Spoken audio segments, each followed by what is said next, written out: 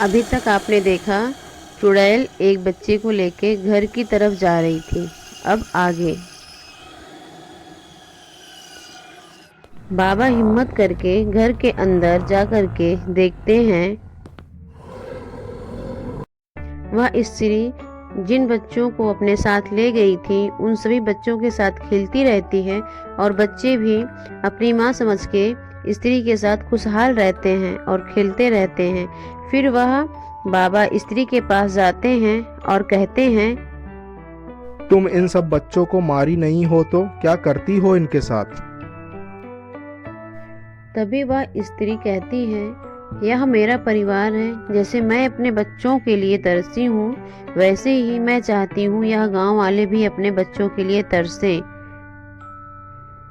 तभी बाबा कहते हैं, गांव वालों ने तुम्हारा क्या बिगाड़ा है वैसे? तभी स्त्री कहती है, मैं और मेरा बेटा इसी गांव में बहुत खुशहाल रहते थे।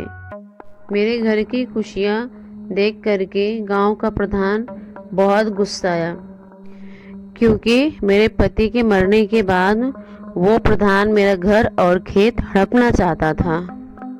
अगले दिन प्रधान जी गांव वालों से कहते हैं कि मैं गांव में चोरी करती हूँ। फिर गांव वाले आकर के मुझे और मेरे बेटे को मारने लगते हैं।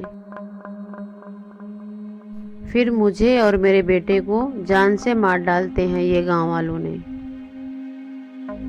तभी इधर देखते हैं बाबा उनकी बात सुन करके उदास हो जाते हैं और कहते हैं, अगर तुमसे सभी गांव वालों ने माफी मांगा तो क्या तुम उन सब के बच्चे वापस कर दोगी? तभी स्त्री कहती है, हाँ मैं माफ कर दूंगी, मगर मुझे एक वचन देना होगा। जैसे मेरे साथ हुआ वैसे अब किसी और के साथ नहीं होना चाहिए। तभी बाबा कहते हैं, मैं वचन देता हूँ जैसे तुम परेशान रही हो आगे और कोई भी स्त्री ऐसे परेशान नहीं रहेगी।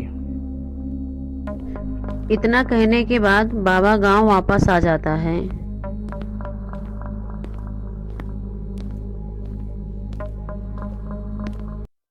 और यह सब बात गांव वालों को बता देता है और तभी गांव वाले तैयार हो जाते हैं स्त्री से माफ़ी मांगने के लिए। और फिर गांव वाले स्त्री के पास जाते हैं और कहते हैं, हमें माफ़ कर दो, हम सब ने बहुत बड़ी गलती कर दी है, हमसे बहुत बड़ी गलती हो गई है, हमें एक मौका दे दो।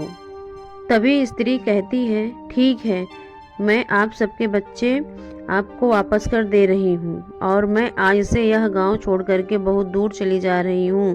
फिर स्त्री गांव छोड़ करके हमेशा के लिए चली जाती है।